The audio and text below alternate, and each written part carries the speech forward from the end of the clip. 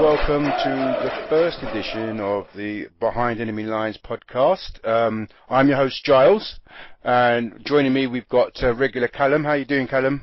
Hi mate, you alright? Not too bad, not too bad. First one of the season, we've got Palace up on Saturday. There's a lot of anticipation, a lot of expectation. What do you reckon? What are your hopes for the game this weekend, Cal? A win. A win, you know. I don't really care how we do it. Palace are a decent side, so if we come out with a scrappy 1-0 win, I'd take that. So, yeah, just a win. That's all I care about at this point. Coolio. All right, and joining us tonight, we've got the host of the Holmesdale Radio. We've got Chris Hambling. How you doing, Chris? I'm all good, mate. Looking forward to the game. Good man, good man, good man. All right, so let's start with, you know, you ended the season quite well, didn't you? Yeah. You had one of those unbelievable runs, those improbable runs, and you made it out the trapdoor. Tony Pulis, having gone from Antichrist, is now probably a demigod in South East London, isn't he? Yeah, he pretty much is, yeah. A lot of people were against him joining as manager and have all been made to eat their words, but we're obviously delighted about it. And finishing 11th was just completely insane from where we were. How has he changed? I mean, is he playing the type of football that we saw at Stoke City, or has he sort of changed with the squad that he's inherited there at Selhurst Park? Yeah, and that's pretty much always been the point of debate, and he has shown a very different side to what we all saw at Stoke. We're all obviously very eager to sort of not to see this long ball, the physical style, you know, long throws. We had this horrible fear that you've got a couple of players at the time who had, you know, quite a decent throw on them, but not much else. And we could just see them coming into the team. And we saw none of that. He looked at what he had and he thought, you know, all they really need was to be organised defensively, because we had the pace to break. And that's how we did what we did. And obviously the real trick is trying to kick on from there. Cool. All right. Callum, you wanted to ask about their summer signings. Yeah, I had a quick look and saw that you've only really signed a couple of players. I mean, do you think you spent, what, 900 grand on Campbell? Yeah. I mean, do you think that's enough? I mean, I know, if I'm correct, am I thinking that a year ago when the window shut, you actually had signed too many players to be registered? Yeah, if I remember correctly. So I'm guessing you had quite a big squad anyway. But do you think? I mean, what are you guys aiming for anyway this season? Do you think 17th place will be enough, or do you want to start to get that again? Because I mean, you've only signed a couple of guys. Yeah, funnily enough, I had the chairman on our show on Sunday, and we asked him that same question: what's the aim? And obviously, the club aim is avoid relegation again, but they want to make progress. I mean, you're going back to the signings. We've signed Chris Kettings, who's a keeper who was playing at Blackpool, who's barely got a first team appearance. Now, our keeping coach knows him and knows he's a decent talent, but he's just come in as third choice keeper, so that's not really a signing. And then we've got Hangland of Fulham, who Fulham fans said had a horrendous season for them. But he's looked decent pre-season for us in what little he's played. But like you say, Campbell's really the only one. And I mean, I suppose you say it's not a particularly inspiring signing in some ways, but then you look at the fact that Shane Long's going for 12.5 million, and you think 900 grand's one hell of a deal. I think Campbell is a shrewd bit of business, because he did look quite good for Cardiff when he played last season. And with Hangland, you'd have to say, I think any defender would probably look bad in that Fulham defence last season. You know, they were absolutely shocking, and you get the impression with Pulis that he could pretty much make any half-decent player into a good defender, because he seems to drill them so well. I mean, every player seems to know what they're doing. You know, you're spot on there. That's exactly what he's all about. He's about making sure every player knows their responsibility, and the guys bought into it massively last season, and that's why we did what we did. But you know, you can't just keep doing that, because you get found out eventually. And we've got to make some signings. We've had a lot of players move on, as you say. We signed so many, and not particularly great players at times. I mean, Jimmy Kebe is still at the club, but he's played about 2 games for us, went on loan to Leeds and sat on their bench, and seems to have lost interest in football. So that's an example of some of the things that we did, and almost, I wouldn't say it was a panic, but we just needed bodies in. We've got some lined up. That's the positive side. Nothing's been officially announced, but apparently Martin Kelly might be on his way in very shortly from Liverpool. That was only for a couple of million, am I correct as well? Yeah. So that's pretty good business as well. There's the ever-present rumour of Wilf coming back from Man United. And yeah, various other little things in the pipeline that are looking quite good. So, you know, we might have a couple of players by the time we play you. We're going to need it. Am I right in thinking that you've kept all your big players as well? I know you've let a few go this summer, but guys like Punchin and Jednak, they're going to stay, are they? Yeah, Jednak's signed a new contract. Punchin's around for another 3 years or so. So we kept hold of them. Balassi is in the last year of his contract, and he's really our little spark. And towards the end of the season, he was really giving people a real hard time. Was he the one who tore Glenn Johnson apart? Yeah. That was good fun to watch. Yeah, I loved that. Obviously, from being in the crowd there, that was our highlight of the season. Just doing that to Liverpool, and just great moment that. It was one of my highlights of the season, I have to say. Just watching them fall out was hilarious. What tactics do you think, moving forward to Saturday's game, what kind of tactics do you think Pulis will employ for the game? Against a team like Arsenal, it's a no-brainer really. We're going to pack the midfield. We're going to sit deep, and we're going to try and break on you. One of the things we've done is we've let our 2 left backs go that we did have, and we haven't replaced them yet. So our right back Joel Ward will most likely be playing left back. So I've got a little fear there about you signing, you know, Alexis Sanchez, and us not really having an out and out left back. You know, that's the sort of thing that scares me. But I mean, Joel Ward's a great player and did a good job out there. But we're going to be trying to catch you on the break. There'll be one up top with one in behind, and it'll all be down to how quickly our wide players get up there and whether or not they can pick out a limited target in the box as to what we actually do. Will Shamak play, do you think? Yeah. You know, the guy's playing with such a smile on his face. He absolutely loves it. He's found a little home. You know, he's still got a lot of affection for Arsenal. You can see that when he talks about Arsenal. But, it's sad what happened with him. I mean, I know especially after he left, it came out that he had a lot of personal problems that were going on, and I don't think anyone really thought he was that bad a player. He just seemed to have no confidence, and I have to say, you know, whenever he scored for you guys last season, I was pleased because he got a lot of abuse and was talked about like he was some sort of, you know, championship player. Where, you know, he seemed to have quite a good season for you guys last year, did you not?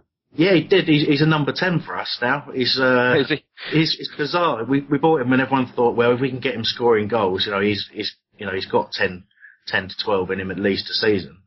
As soon as Holloway left and Pulis came in, he stuck him in behind the striker at number 10, and you know, he's never looked so happy in his life. You know, in terms of the players we've signed, in terms of technical ability, obviously we're not a club that's full of a history of having really technically good players. We've got this little anomaly in signing Attilio Lombardo that everyone thinks back to. So we still don't really understand how that even happened.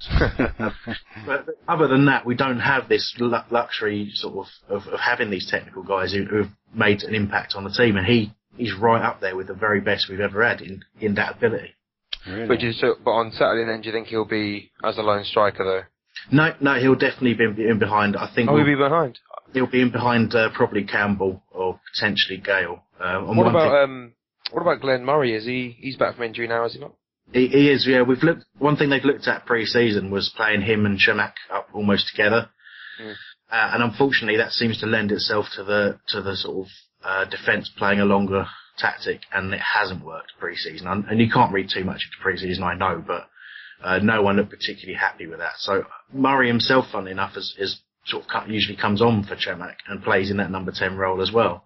So it's an interesting situation. I still think Murray's the best finisher at the club, and if we can get in a situation where we got a bit more of the ball, get a few more crosses in the box, he can put them away. But it's just not enough service for him to thrive at the moment. Well, he was your top goal scorer, was he not? The season you got promoted, he was on fire. He was absolutely brilliant, and a lot of that was to do with Wilf and Balassi on the wings, getting good deliveries in, and you know, committing 2-3 players each because they were such a handful. And Murray had so much space to put the ball in there.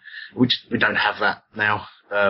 Glenn's a terrific player, but he got a cruciate knee ligament injury in the playoff semi-final against Brighton in the first leg, and you know he's spent most of the season trying to recover from that. So you never know with him though. He's a very good player. We just don't think he would be starting on Saturday. So, what formation do you think you'll employ? It will probably be a the 4-5-1 turning into a 4-3-3 type formation, I think. But having said that, the way we work the three in midfield is Shamak effectively will push out from the centre in that midfield and become a second striker, if you like, just in behind the front player. So it's quite a fluid system. I don't know if it's something that Pulis played elsewhere, but it's certainly something he's employed with us. And it seems to be the one that the players are most comfortable with, so I think that's what you'll see. There seems to be a lot of camaraderie, a really sort of close-knit group that he's got together there. What would you say is the major strength of the team? I think it is purely down to organisation, and you're right. There is a really good togetherness in that group. We spoke to Peter Ramage. He's more of a squad player these days, but we spoke to him a couple of weeks back, and he said the group is just unbelievable at the moment. It's really, really tight. Everyone works hard for each other, and I mean they just had the hardest pre-season that they've ever had. Some of the things that Pulis made them do was just absolutely insane. They had a 10-mile bike ride to their training camp. Then they had to do run up mountains and all that sort of stuff. And then when they'd done all that, they had a 10-mile bike ride back. So they've had to bond because they've been really put up against it and really tested in pre-season. And they've looked tired in the pre-season games, to be fair. Okay. And what would you say are the weaknesses? Where would you say that Arsenal were probably likely to exploit or could exploit? If you move the ball quickly, which you do, you're quick and accurate with your passing. That is where we struggle. Jedinak's brilliant at intercepting the ball, but there's one of him, and if you pass round him, it leaves a big hole in our team, and I think that's why we're looking to try and get him some help in the midfield. But we've been looking at players like Jack Cork and Stephen Nzonzi to try and get him some support in there, because a team like Arsenal will just play around him, and that's where we're weak. He certainly grew in stature. I mean, he took the captain's armband for the Brazil World Cup, and he had a very good tournament. Would you say? Definitely, yeah. I mean, you could tell it hurt him not for them not to sort of progress, but they were really up against it in the group they had. And yeah, he looked like he grew sort of with every game in Brazil. And he's a terrific player. He's a great leader. Passing is probably the only weakness in his game, but everything else, if you look at the stats from last season, he led the way as a defensive midfielder. Most interceptions, I think second most tackles. He's a terrific player. He's just a wall. He's a one-man wall. Yeah. Great stuff. All right. Callum, you got another question? Yeah, I do. Basically, I've been doing my fantasy side the last few days, and I was thinking about putting a Palace defender in because I figured you'd get a fair few clean sheets at home and you're quite cheap. I went for Joel Ward. Yeah, good. Would you say that was a good choice, or would you recommend someone else? I mean, who's going to be starting for you next year? The only thing Wardy hasn't got is goals, and there's a possibility he might spend some games playing in midfield, so that you might have done a good job there. Is he going to be starting every week? Yeah, absolutely. If that man's fit, he's starting. We will talk about him as a future England player. He's absolutely terrific defender. Can't really praise him high enough. All right, brilliant. I made a good choice then. Yeah, definitely. Yeah. All right, good. Chris, I'll stick with him. Is there any, in the press recently, there's been talk about, bonuses, rows over bonus payments. Yeah. There's been, I've heard, dispatches about Parish and Pulis maybe not seeing eye to eye on transfer targets, or do you think that sort of stuff might affect you guys in the early season, or do you think it's just, it happens at every club and it's storm in a teacup? Yeah, it does come under the storm in a teacup category to a point. You make it. It's a good thing. You can get that situation where something like that. I mean, I'll tell you what Steve Parish told us about the bonus situation. It was purely that he offered. It came to the time of the season where you have to offer a deal. It's apparently something in the Premier League rules, even though most clubs ask for it to be extended apparently to the end of the transfer window. But there's a deadline, so he offered pretty much the same structure as last year. And the players felt that because they finished 11th, they deserved more than that. And, after some discussion, he agreed, and it's now the bonus structure's all sorted out. So I know what you're saying. And you talk about Pulis and Parish not quite getting on. They both admit it, and they both said that when Pulis first came to the club, there was a lot of tension there. But as they've worked together, they've sort of come together, if you like. And I think they understand each other a lot more now. So I don't think there's anything board level to be worried about. Well, although you do get little whispers from those in the know that say everything isn't quite rosy, but Pulis is the ultimate professional. He would never let that get into the team. at all. Do you see him staying there long term? I think he would like to. I think a lot of it depends on whether we can match his ambition, because, you know, his stock rose last year. I think a lot of people within the game saw that he did play a slightly different, more expensive style. Okay, conceded a lot of possession, but he showed he can play on the break, and that's a lot different to what he was doing at Stoke. And I think he sees himself as a top manager, and rightly so, voted by his peers as the Premier League manager of the season. So I think our ambition will dictate whether we can hold on to him for much longer. But I think he'll probably see out his contract. Okay. All right. Cool. Carl, you want to ask him about which players to watch in the Palace team? Which players should we watch out for in the Palace team? Yeah, I mentioned Yannick Bolasie earlier on. I think, yeah, he's the ball carrier. He's the one who's going to run at your defenders. He's got that unpredictable nature. If we're going to get him behind you, it'll be him. You know, again, we talked about Shamak. He's the one who makes us tick in terms of creating anything. But I think in terms of what we'll be doing for most of the game, which will be trying to stifle you and, you know, retain possession of the ball as much as we can, and, you know, close down your options. Just watch Mile Jednak and how he works. I think you'll probably end up being a little bit too strong for us. Nearly said way too strong. That's not showing any confidence, is it? But I think, you know, what you'll see from us is just organisation and how to play a team that's better than you. I think our hope is to try and catch you napping a couple of times maybe, and try and nick a goal or two. But, you know, in terms of individuals, it's not really about individuals at Palace. It's about a team. Okay, cool. All right. I'm going to go on to a few listeners' questions. So the first question, I think you already answered this before. I'm going to ask you anyway. It's from Loomis7, and he asked, "Do you want Zaha back?" Yeah, I do personally, and there's not too many that don't. It's funny, the conversation it's going around in circles on the message boards. It's people saying, "Oh, we don't need him. You know, that's the past. Oh, hang on a second, I remember how good he was." And it is all that. People do say that if he wasn't a former Palace player, you would look at him and say, being a Championship player, didn't make it in the Premier League. So, you know, what would we want to pay all that money for? But we saw him grow up for 6 years, near enough, you know, from this tiny kid who came, scrawny as you like, come off the bench against Cardiff for his debut, and everyone thought he's got a temper on him. And that was about it. And then all of a sudden he just exploded onto the scene. And we want him back home, of course we do. And I know the chairman does as well, but whether or not he's going to fit into the Tony Pulis' setup, I'm not sure. But the rumours are we're pretty close if Man United finally decide, you know, we want to leave him for a season or something. I think it might be ours. Do you think, I mean, I hope it's a season-long loan or something, that's what's being discussed, I'm not sure. But do you think that Parish and Pulis might want to put in there sort of like a loan to buy, depending on how he fares this season? Because maybe Van Gaal, do you know if Van Gaal actually has him in his long-term plans or not? There's been no, as far as Steve Parish is saying, there's no decision from Man United on that. He certainly hasn't won them over, and they're not looking at him as a first-team option by the sounds of things. But they almost want to give him another chance to establish himself, it seems. But I think we will look at a loan for our own benefit as much as his, because what we don't want to do is sign him on a perm and then have a shocker of a season and go down and then sell him again. It just doesn't really make a lot of sense. If we can hold on to him for a season, it helps us establish a bit more. And like you say, a loan to buy probably make a lot of sense for all parties.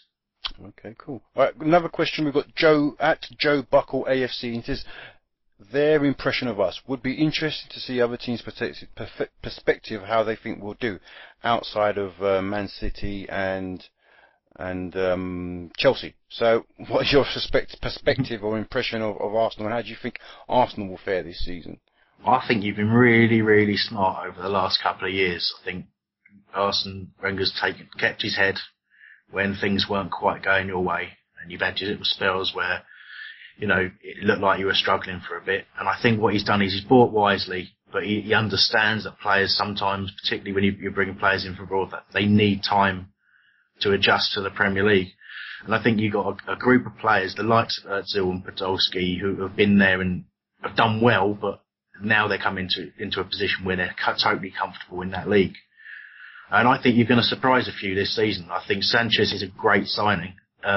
Not just because he played at Barcelona, but because he fits in with the way you operate. You know, he's someone who likes to move the ball quickly. He's got pace about him himself. I think you've got so many options now.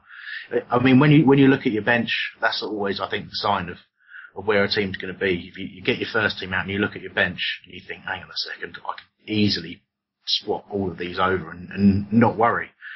And I think you're heading towards that stage. So I think you'll be very much troubling the top of the table for quite a while this season. Whether you'll have the strength in depth, you'll have the luck with injuries and suspensions and what have you, just to stay the course and challenge right to the end. I'm not sure, but it's definitely possible. Cool. All right. Next question is from Nature League 1980, and he asks, what Arsenal player do you fear the most? Well, I've mentioned Sanchez quite a lot, but again, I suppose technically he's an unknown quantity in the sense that we don't know how he's going to completely settle in the Premier League. So, after what Oxlade-Chamberlain did to us at the Emirates last time, I think he was playing centrally for that day and just took us to pieces in the end on his own. I think we handled the rest of the team pretty well. Just couldn't handle him. So, because I've got to give him the credit and say the Ox, as he's known. Cool. All right. And the second question is a bit of a cheeky question. He said, what will your side change for the next game after the loss against Arsenal? You don't have to answer that, Chris. Let's just say, if I ignore the loss part, he means the hard ground out 1-0 win. I think Chamak header. Yeah, that's it. Yeah, 9th minute. Actually, no, he'll be substituted by then. No, I think honestly, we go into the next game. We're playing West Ham at home. We would actually be changing a hell of a lot. We'll be much more set up to have a little bit more of the ball and sort of punish their weaknesses because they've got an awful lot. Whereas you're a pretty strong side. So you've got 2 London derbies to start the season off. I think the West Ham game will probably be quite a hot-blooded one, I'd imagine, wouldn't it? Yeah. Yeah. I mean, we don't get our proper derbies anymore against Millwall and Brighton and Charlton and whatever because they're rubbish. So we have to make do with West Ham who think everyone's their rival. You know. Would you say that would you expect to be at their level? Would you expect to be competing for in their sort of reaches of the Premier League table? Would you? Yeah, I do. I think it's easy to give a team like West Ham too much respect because their fans almost demand it. But if you look at what they've actually achieved and where they've been of late, they spent quite a lot of time in the championship level themselves. Particularly when we beat them in the playoffs and kept them there, that sort of stuff. So I think West Ham quite, sometimes have ideas above their station. And they were talking down to us quite a lot at the end of last season. We beat them twice last season. Took 6 points off them, 1-0 both times, and they barely troubled us. And I think we ended up, pretty sure we were above them in the table in the end. I think they were 12th. So. What possibly have they got to argue? But they still do. They're still, they're the team that won the World Cup. So, yeah, I think we should be competing with them. We haven't got a chairman who's willing to mortgage the future of the club. I know I've met David Gold. He's a lovely guy, but him and Sullivan will spend and spend. And it's all debt on the club. And, they're the only people propping that debt up. So it's not a healthy situation for them, but we should be able to compete in terms of reputation, certainly. No £17 million strikers for you guys Carroll looks like he's going to be an awful buy. He just can't seem to get fit. Yeah, there's all sorts of rumours about what his major issues are, but he's certainly actually in terms of actually playing, it's a poor signing. Should have got Shamak. Yeah, should have done. Yeah, well, he did have him, didn't he? Had him on loan, kept him on the bench. Oh, they did. Yeah, you're absolutely right. Yeah, indeed. Well, can I ask you then? What you predict? What's your scoreline? What do you predict the scoreline on Saturday? I'll give you my head prediction. Yes, which I think. Heart, yeah. Yeah, I don't think we'll score. To be honest with you, I think you're probably looking at a 2-0 again. I think similar to last year. I think maybe 0-0 half time, and then second half you'd probably be a bit too much for us. Heart says we'll nick it 1-0. Good man, good man. All right, Chris, I want to thank you for coming on, and I want to wish you the best of luck for the rest of the season.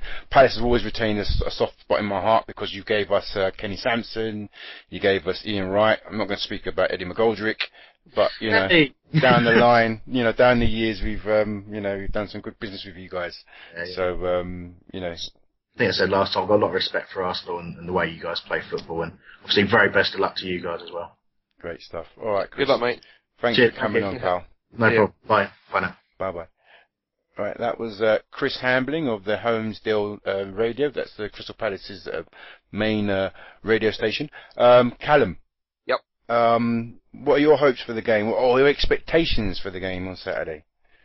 I think I'd probably agree with what Chris said. I don't think we won't turn them over. I think it will be quite similar to the game.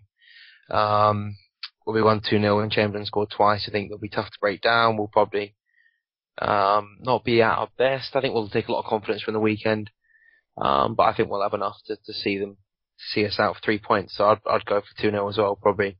Hopefully an Alexis goal would be good. Who's your starting 11?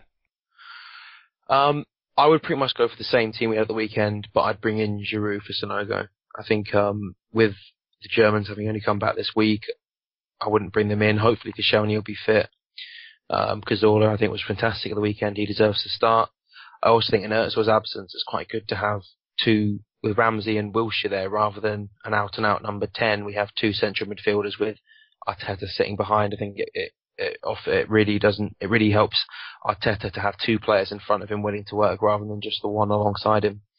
It would be tempting to play Chamberlain given how well he played, but I think Giroud's goal at the weekend sealed it for me that he should be starting, and I have Alexis and Cazorla either side, with that midfield three I mentioned. So I don't think Wenger will change much either. I think he probably will go for that. I think Giroud will start as well. That's what I would expect to see this weekend anyway. I think without trying to disrespect Crystal Palace, it's quite fortunate that we're playing the team of their caliber, well, not caliber, but who've ended up who are one of the not so hard, not so difficult teams to beat. Well, in so much as we can afford to play maybe Monreal and Chambers in centre half, and try try again the Ramsey Wilshere axis. Yeah, well, it's worth noting that Ramsey Wilshere axis works when we have Arteta sitting behind them, not when they have Özil in front of them. That's the issue. And I think you are right, but at the same time, Palace are the kind of team that if you were to be complacent, or if you were to play 5'8" left back, or however tall he is at centre back, they're the kind of team you feel like that could punish you. So I think if Koscielny's fit, we won't have any problems, and I think Chambers will do all right. But I'd be a lot less confident if it was Monreal and Chambers starting, because Palace, City, for all their quality, weren't ready for last weekend. They didn't really turn up. I don't think they did. Palace, you can be sure that they'll be raring to go. So if we're off our game, we could struggle. But I think the way we looked last weekend, the amount of players that we have that are fit, guys like Wilshere and Ramsey who have had full pre-seasons. I know Giroud's just come back, but he's got some minutes. He looks pretty good. I think we'll be all right, but it won't be as probably won't be as definitive as we'd all hope. I think we'll win, but I think if we aren't at our best, we might struggle just a little bit. But Pulis, he often has a way of getting under our skin, but at home we've generally been pretty good against Stoke, and we beat Palace last year, so I'm confident, but I don't think it'll be a walk in the park anyway. I'd rather be playing Burnley, put it that way, but as you said, I think Palace, there could have been a lot harder teams that we could be playing, so I expect us to get the win. All right, just quickly touching on the this week's transfer rumours very quickly before we head off. Cavani, apparently this guy called Kike Marin said that we've got, Arsenal are watching the PSG and Di Maria situation, and if they sign Di Maria, then that could free up Cavani. Apparently Wenger's looking out for a number 9, which kind of flies in the face of what everyone, or most Arsenal supporters have been saying, that he's happy with Sanchez and Giroud. I mean. Apart from the money, or maybe you want to discuss the money, maybe it's quite an important. I suppose it is quite an important factor in whether we go for him or not. People are saying it would cost maybe anything between 200 and 300 grand a week, and the transfer fee will be what, 25, 30, maybe more. Probably 50. I mean, that's what's been quoted. I mean, they paid something around that for him. No, I just don't see this deal happening. If we hadn't signed Alexis, I'd understand, but I think Wenger wanted a player who could play up front, but also is versatile, and as Chris was saying, he fits our system beautifully. Cavani, I mean, if you look at the situation already this summer, we've spent £60 million. We are going to have to spend a bit more bringing in either a centre-back or a defensive midfielder, or maybe even both. So it's 60 million we've already spent on top of however much for those, and then plus another 50 million. I mean, I know you said don't discuss the money, but that is such a big thing, and we ain't going to spend it. And I'm almost certain that Wenger's happy with what we've got. I mean, even if we went on to sell someone like Podolski or Campbell, our attacking options are still vast, and we've got a lot of depth. So, I'm fully expecting no one to come in unless it is a defensive midfielder or a centre-back. I don't think we'll get anyone else. We certainly won't be bidding 50 million for Cavani. I'm almost certain of that. I really wouldn't take any notice of these rumours. There's so many reasons why it won't happen. But as you said... But Cal, Jim White come out today and said, Arsenal going to make a big signing. I don't know if he's trying to gear us up for transfer deadline day, the circus, but, I'm sure there's an element of that, but I mean, that big signing could be Lars Bender or William Carvalho, two players that I would like, and I think we could still buy. I don't think I just can't see it being Cavani. I think Wenger, I don't doubt that he's watching Cavani. I don't doubt that he's scouted him. I don't doubt that he's got a player he likes, but there's probably 1,000 players he likes and keeps an eye on. It just isn't going to happen. It just doesn't make any sense. And even for Wenger, we've all been surprised when he spent 42 million on Özil, and to a degree, for us to go and buy Alexis this summer was a nice treat as well. But this is just a step too far, and especially on those wages that he'd want. I think 140, 150 grand a week he's happy to pay to Alexis and Özil, but 200 grand a week is just no. Can't see it. Coolio. All right, so going on to Kostas Manolis, as I was saying to you before, he's the best defender no one's ever seen. Everyone's now a Greek Super League expert all of a sudden. What do you make of this? Do you think this is more in line, in tune with what we're looking at? I know there's Hawaides as well that was mentioned recently. Yeah. Do you think these are the kind of recruits that we're going to be bringing in? I can't see Hawaides purely because he's the captain of Schalke, and I don't think the captain of Schalke would agree to join Arsenal where he knows that he wouldn't be starting. He may well win a place if he was here long enough, but yeah, that's what I can't really understand from his part, so I don't think there's much in that. Again, I'm sure that Wenger likes the guy, has scouted him, but he's also very similar to Mertesacker, so yeah, I don't see that one happening. Manolas, that seems to have been a rumour that's been around for a while, and £8 million from Olympiacos, that seems like a kind of deal that we go for.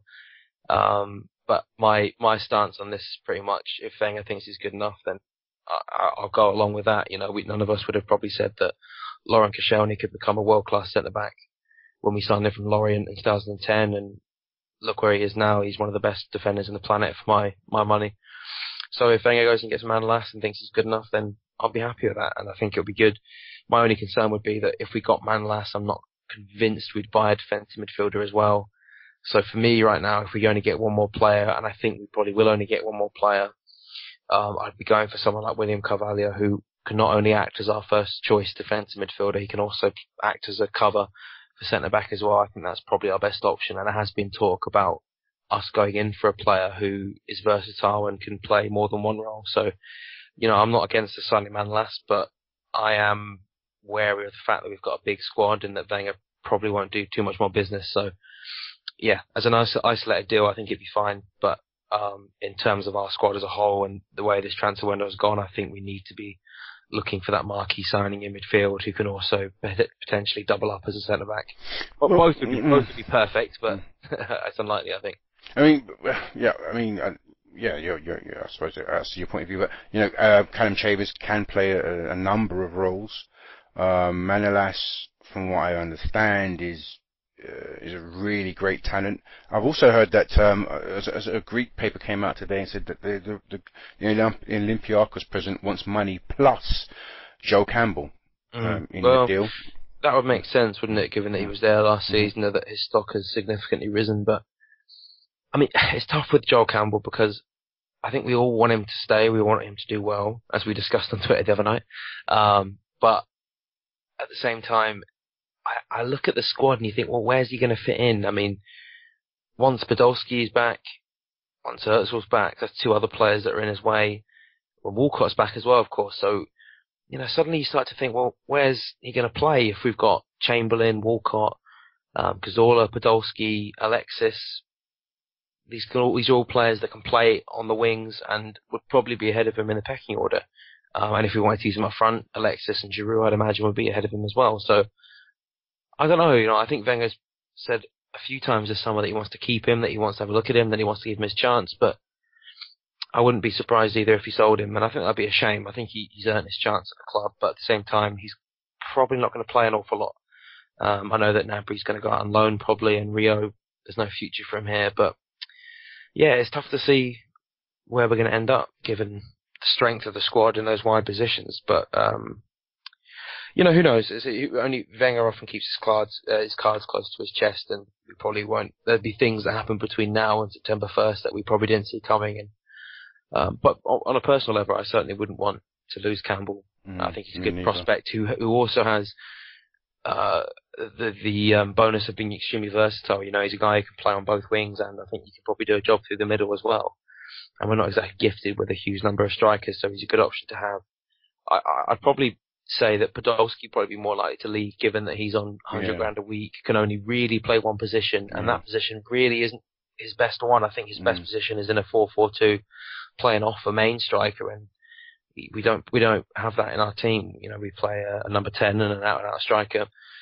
So, and as much as I love Podolski, I'd probably rather see him go than Campbell at this point, just because I think Campbell has the potential to become a lot better for us, and that Podolski, as much as I like him, as much I think he's a good player, he just doesn't seem to fit in our team at all. And given his wages, I think as well that Wenger might have that in mind as well. So, we'll have to watch the space. Who knows? All I'm really confident about is that we won't be getting another attacker in, whether it's Cavani or anyone else. I think we're done for that. All that might happen is that Campbell or Podolski might leave, but I certainly wouldn't want to see Campbell go the other way if we got Manolas in. I don't think that's a very good trade in our deal. No, indeed. Especially if we're paying money as well. Yeah, indeed. All right, that's about wraps that up. So you saying a 2-0 victory for Arsenal this weekend? I'd go with Alexis first score as well. I'll go 3-1 Arsenal, and I'll say Giroud. Not that I think Giroud. I feel it in my waters. He had a good little run at the beginning of last season. Yeah, and he scored a stonker on Sunday, didn't he? He did, although some people were very adamant that it was very lucky and that haters. It was his fault. I know, it's a shame, isn't it? Even when he scores a great goal like that. Yeah, indeed. Give him it, he deserves it. Yeah, indeed. All right, so that's been the first Behind Enemy Lines of the season. I'm going to thank my regular panelist Callum for coming on. Thank you, mate. Thanks for having me on. Good man, and we'll see you guys again soon. Thank you and goodbye.